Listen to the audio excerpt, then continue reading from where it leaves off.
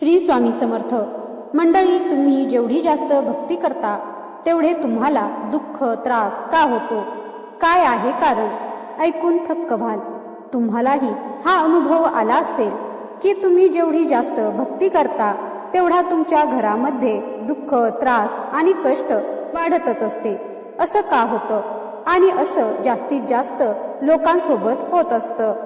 तुम्ही देवाची पूजा, देवाची कृपा प्राप्त करण्यासाठी करत असता. सर्व रीतीभाती परंपरा तुम्ही पाळत असता, पण तरीही तुमच्या आयुष्यात अनेक अडचणी येत असतात. तुमची मुले तुम्हाला त्रास देतात, नात्यामध्ये कटुता निर्माण होते. असे का होते? आणि जो देवाची भक्ती करतो, मनापासून सेवा करतो, त्याच्या सोबतच असे का होते? उलट देवपूजा करणाऱ्या घरामध्ये आनंदाचे वातावरण असायला पाहिजे, सुख समृद्धी असली पाहिजे, पण नेमके उलटे होते. यामागची कारण काय असतात हे तुम्ही कधीच पाहत नाही. आणि अशाच काही चुका तुम्ही करता की त्या चुकांमुळे तुम्हाला दुःख त्रास सहन करावे लागते. तर कोणत्या आहेत त्या चुका ते आपण आज पाहणार आहोत. तर व्हिडिओ तुम्ही जराही स्किप न करता पूर्ण बघा. पण त्यापूर्वी तुम्ही जर स्वामींना मानत असाल तर कमेंटमध्ये जय श्री स्वामी समर्थ लिहायला विसरू नका. तसेच माझ्या चॅनलवर नवीन असाल तर चॅनलला सबस्क्राईब करा. तर पहिली गोष्ट म्हणजे आपण देवाची पूजा करत काही ना काही मागत राहतो आणि आपण केलेल्या भक्तीचा बॅलन्स कमी होत जातो.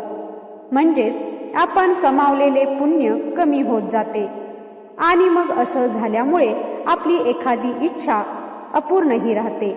मग त्यावेळी आपला देवावरचा विश्वास कमी होण्यास सुरुवात होते. आपण भक्ती एवढीशी करतो आणि देवापुढे एवढी मोठी गोष्ट मागत असतो. आपली इच्छा पूर्ण न झाल्यामुळे आपल्याला थोडासा कुठेतरी देवाचा राग येतो. असे करणे चुकीचे आहे. देवावर पूर्ण श्रद्धा विश्वास ठेवला पाहिजे आणि मनाला सतत हे समजावले पाहिजे की देव करतो ते चांगल्यासाठीच करत असतो.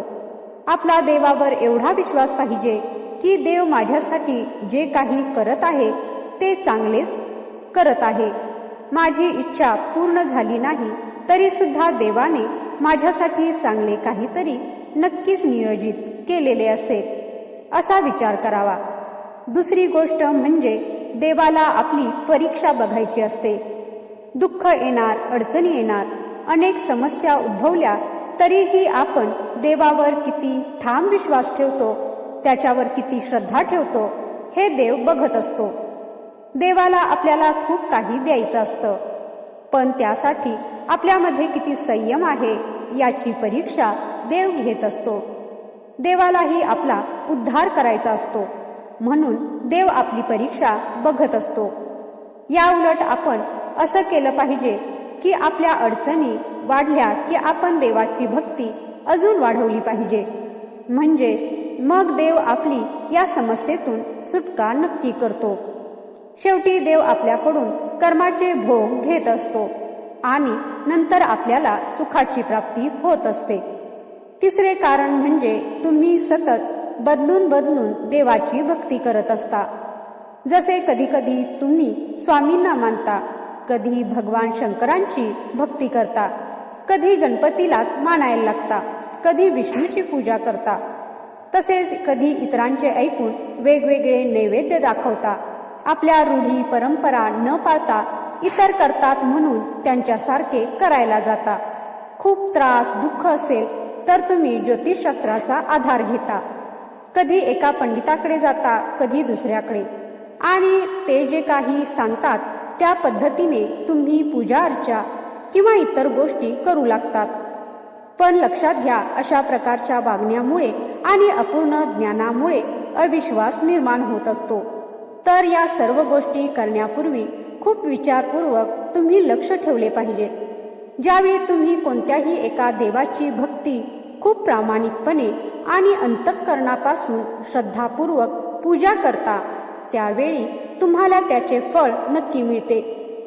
त्यामुळे आलटून पालटून किंवा बदलून बदलून कोणत्याही देवाची भक्ती करू नये. त्याचबरोबर जो नैवेद्य दाखवत असता तोही अगदी सात्विक असावा, कारण देवाला साधे दूध साखर दाखवले तरीही तो प्रसन्न होतो. देव हा भक्तीचा भुकेला आहे, त्याला कोणतीही प्रलोभने दाखवू नयेत. चौथी गोष्ट म्हणजे काही लोक आपल्यावर आलेल्या प्रसंगामुळे देवाला रागामध्ये नको नको ते अपशब्द वापरतात, देवतांचा अपमान करतात, पण त्यामुळे देवता क्रोधित होतात आणि तुमच्या घरांमध्ये समस्या निर्माण होत असतात. हे जेव्हा तुमचा देवावरचा विश्वास उडतो, त्यांची सेवा करूनही भक्ती करूनही काही फळ मिळत नाही असे जेव्हा वाटू लागते, त्यावेळी आपल्या वागण्यामध्ये कळत न कळत चुका घडत असतात. याचा पुढे जाऊन खूप मोठा त्रास सहन करावा लागतो. या गोष्टीचे विशेष ध्यान ठेवा. काहीही झाले तरी पुन्हा कधीही देवतेचा अपमान किंवा अनादर करू नका. पाचवे महत्वाचे कारण आहे ते म्हणजे नवस बोलणे. जसे काही लोक स्वतःचे काम व्हावे यासाठी श्रद्धाभावनेने कोणत्या ना कोणत्या तरी मंदिरात किंवा कुलदेवतेला नवस बोलतात व कबुली देतात.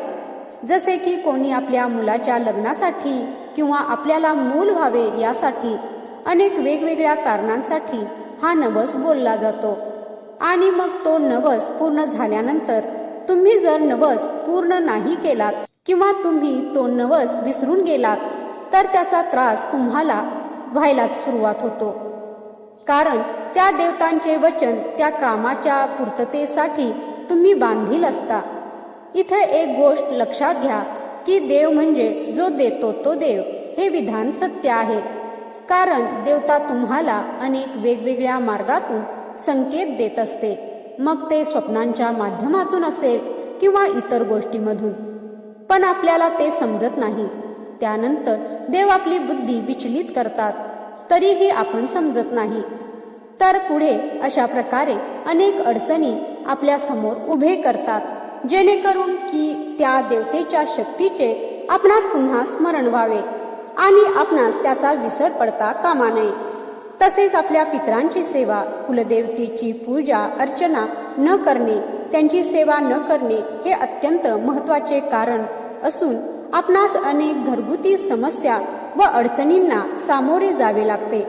बऱ्याच वेळा बरेच जण असा प्रण घेतात की हे काम झाल्यानंतर मी एखादी गोष्ट सोडेल किंवा गोड पदार्थ खाणार नाही किंवा मग आवडीचा पदार्थ खाणार नाही, पण त्या इच्छा पूर्ण झाल्यानंतर मात्र त्या गोष्टी विसरून जातात आणि बाहेर कुठेतरी गेल्यानंतर किंवा बरेच दिवस झाल्यानंतर कोणीतरी आग्रह केला म्हणून ती गोष्ट ते खातात.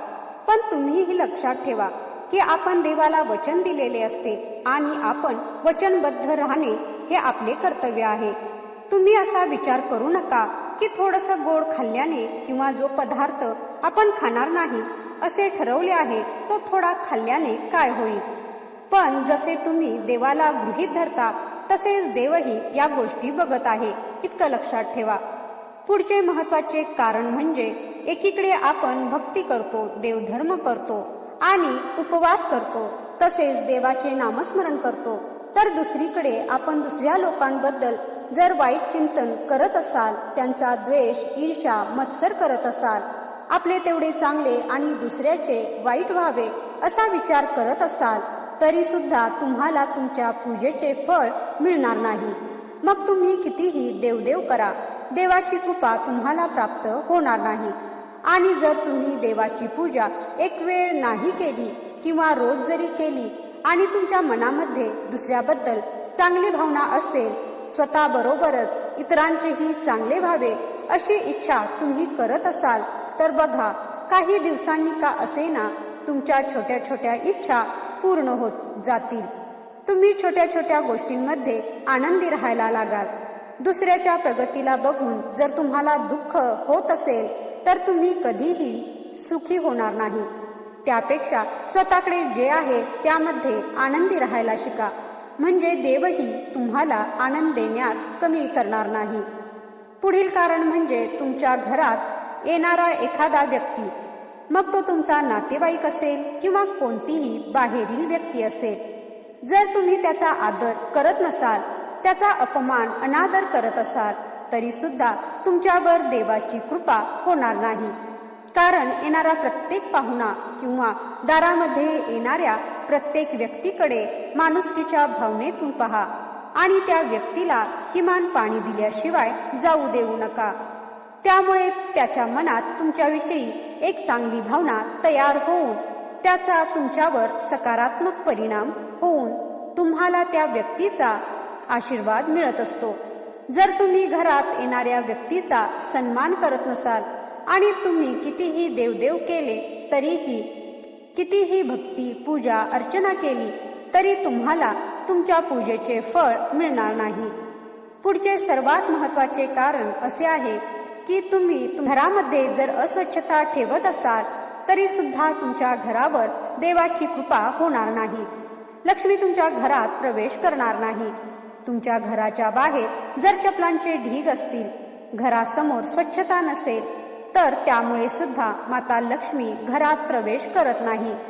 तुम्ही बारीक सारीक गोष्टींकडे जर लक्ष दिले नाही तर तुम्हाला तुमच्या उपासनेचे फळ मिळत नाही. कारण अस्वच्छता जिथे असते तिथे लक्ष्मीचा वास कधीच नसतो. म्हणून या गोष्टीकडे लक्ष द्या. तसेच ज्या घरात माता अन्नपूर्णेचा सन्मान केला जातो तिथे सुद्धा घरात लक्ष्मी मातेचा वास कायम राहतो. बऱ्याच घरांमध्ये अन्न शिल्लक राहते आणि ते कचऱ्यामध्ये टाकले जाते. त्यामुळे अन्नपूर्णा मातेचा हा अपमान मानला जातो. अन्नपूर्णा मातेबरोबर हा लक्ष्मीचा सुद्धा अपमान मानला जातो. त्यामुळे घरात अन्न वाया जाणार नाही याची तुम्ही काळजी घ्या. जर अन्न शिल्लक राहिले तर एखाद्या कुत्र्याला, गाईला खायला द्या, पण ते कचऱ्यामध्ये टाकू नका. याशिवाय आणखी एक महत्त्वाचं कारण म्हणजे जर तुम्ही एखाद्या पंडिताकडे किंवा ज्योतिषाकडे गेला असाल आणि त्याने काही वस्तू तुम्हाला जर बांधून दिल्या असतील, एखादा धागा दिला असेल आणि तो धागा किंवा वस्तू जवळ ठेवल्याने तुमच्या समस्या कमी होतील असे सांगितले असेल तर त्यावर विश्वास ठेवून तुम्ही काही दिवस ती वस्तू, तो धागा जवळ ठेवता. पण आपल्यामध्ये संयम नसतो आणि त्यामुळे तुम्हाला फरक जाणवला नाही तर त्या वस्तू टाकून देतात, फेकून देतात. तर ते तुम्ही तसे अजिबात करायचे नाही. ज्या काही वस्तू तुम्हाला दिल्या आहेत, जो धागा दिला आहे, जर तुमचा विश्वास नसेल तर ते तुम्ही काढून पाण्यामध्ये विसर्जित करून टाका. पण कुठेही इकडे तिकडे फेकू नका. कारण त्या वस्तू अभिमंत्रित केलेल्या असतात आणि त्या वस्तू जर फेकून दिल्या तर त्याचा तुम्हाला त्रास होण्याची शक्यता असते. त्यामुळे तुम्ही त्या वस्तू व्यवस्थितच विसर्जित करा. आणि शेवटची गोष्ट म्हणजे फक्त तुम्ही देवावर विश्वास ठेवा, पूर्ण श्रद्धा ठेवा. देव आपली परीक्षा घेत असतो. तुम्ही असा विचार करा की हेही दिवस जातील आणि नक्कीच माझ्या चांगल्या वागण्याचा, माझ्या चांगल्या विचारांचा माझ्या घरावरती, कुटुंबावरती चांगला परिणाम होऊन देव माझ्या पाठीशी नक्की उभा राहील. ज्यावेळी तुम्ही स्वतःशी अशा पॉझिटिव्ह गोष्टी बोलत राहता, सतत स्वतःला सकारात्मक बघत राहता, तेव्हा तुमचे सर्व चांगले होते आणि देवही तुम्हाला आनंदी ठेवण्यास मदत करतो. तर आजचा हा व्हिडिओ माहितीपूर्ण वाटला असेल तर व्हिडिओला लाईक करा, माझ्या चॅनलला सबस्क्राईब करा, तसेच जास्तीत जास्त शेअर करा. व्हिडिओ शेवटपर्यंत पाहिल्याबद्दल धन्यवाद. जय श्री स्वामी समर्थ.